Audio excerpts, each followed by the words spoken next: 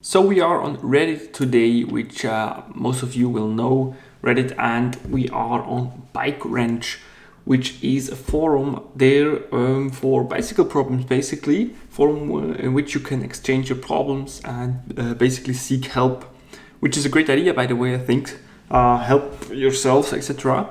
But what I see, and I have some concerns about this, is problems that concern bicycles, which really are safety issues. And I think it's really unbelievable that people will go ahead and try and fix their bike themselves before going to a shop when basically their lives depends on it. So let's check it out. We have first bike from Bikes Online. Is this packaging material all supposed to be there? And it's basically this plastic thingy behind the cassette, which prevents the cassette from being shifted into the spokes. And it's, of course, it's not packaging material, it's a safety plastic. A really basic question. Of course, you can put it on Reddit, but this just goes to show that if you purchase a bike online and you have no idea about bikes, this, of course, is not a safety issue. If it's concerning the brakes or the stem, or anything like that, it's really dangerous. And it's just a proof that buying a bike online is only a good idea if you're really sure about how you handle it and how you work on bicycles yourselves. Moving on to, so I cracked my bar mounts while tightening it.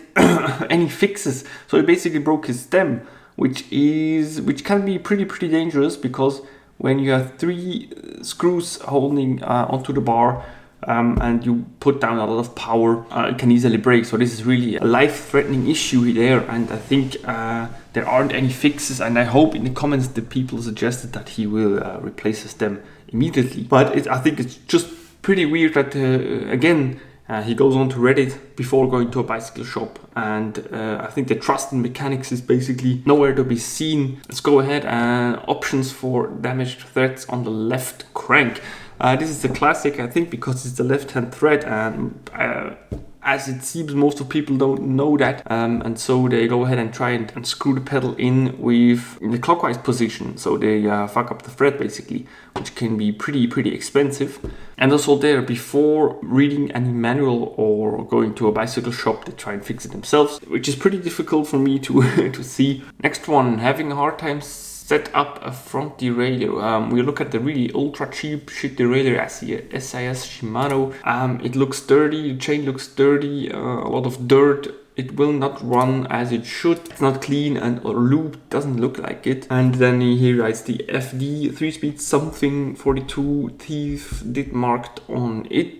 Hard to understand what his issue is, but basically he can't set up the front derailleur. And I have to say, setting up a front derailleur isn't as straightforward as people might think. This is really a work that a professional bicycle mechanic should be doing, because even if you have the manual, it's still pretty difficult to setting it up, especially when it's a cheap and shit one like this. The material is all soft, and you have to use some hacks and tricks that, of course, you would have learned from years and years of experience being a bicycle mechanic. But of course, if you're just a hobby mechanic in your little garage, that will be pretty hard to set up. And we have 9 comments. I believe that he couldn't solve his issue, and he had really go to a bicycle shop for this one, which he should have in the first place. So last one for today, bent derailleur hanger, which is the silver piece right here, and it is most definitely bent, because you see the cassette sprockets all nicely in parallel and the chain more or less, but then you see the derailleur hanger just going in like that.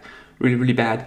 This is 100% bent, and it should be bent outwards. It's not bent too bad. You can still bend backwards, especially if you have a quality tool like the Abbey Hag. You will have sorted this issue out in like 5 minutes in a bicycle shop. Because let me tell you guys now, why do you think you pay a bicycle shop? The bicycle mechanic turns 2 screws, because it's the screw of the derailleur and the screw of the hanger alignment gauge. He turns those 2 screws, 5 minutes of work, and it shifts perfectly. The guy who posted this will basically spend hours on the internet figuring out whether this derailleur hanger is bent, how to bend it backwards, how to index his gears, and he still doesn't have the tool, so he has to either borrow a tool from a friend or get one himself, which can be pretty expensive, and then figuring out how to bend it back. Those are several hours of work. Of course, you don't pay the bicycle mechanic. He will turn 2 screws and you will say, oh, I've could have done it myself, looks pretty easy. Yeah, it does, but figuring out and learning how to bend it and which screws to turn Those were years and years of experience and work and learning, failing and then successfully bending back the derailleur hanger. So of course it's the experience that you pay, knowing which screw to turn. And then turning the screw itself, of course it's easy, of course anyone can do it, but you have to know which screw to turn, and obviously he doesn't even know that his derailleur hanger is bent, so I think he doesn't know which screw to turn. So obviously all of those people have a lot of time, but not enough money, I believe, for having their bikes fixed. So they rather spend hours on